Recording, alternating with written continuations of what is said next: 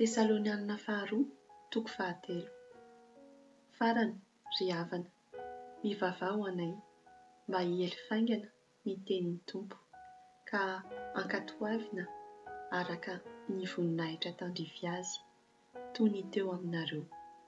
Mivavah koa mba hanafahan'Andriamanitra anay amin'ny olona tsy valahara, tsy ratsy fanahy, satria tsy ary manana finoana avokoa ny olona rehetra.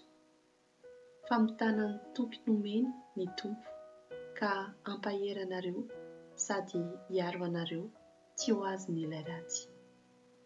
Ary omeny Tompo fitokiana izahay ny momba anareo, ka azonay antoka fa ny zavatra hameperanay anareo dia efa ataonareo sady mbola ataonareo hatrany.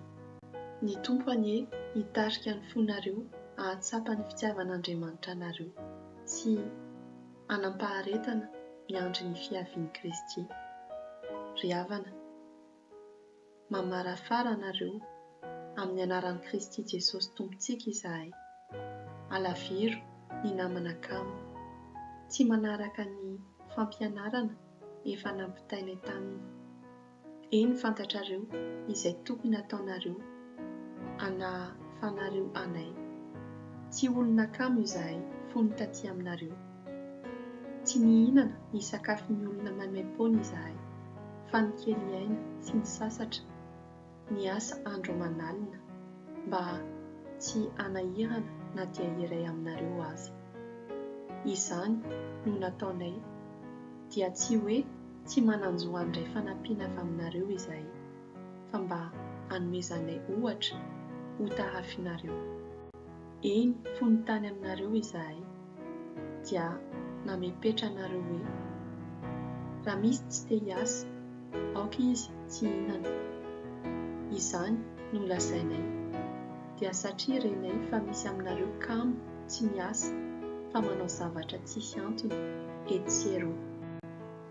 Ny olona toy izany dia feperanay sady ampirisihinay amin'ny anaran'i Jesosy Kristy Tompo mba hiasa amim-pilaminana ka hihinana ny azy ihany. Fa ianareo kosa, ry havana, aza ketraka amin'ny fanaovan-tsoa.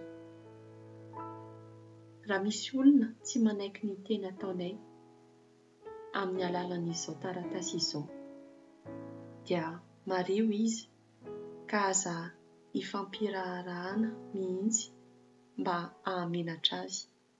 Kanefa aza raisina ho fahavalo izy, fa hanaro toy ny mpiray tam-po.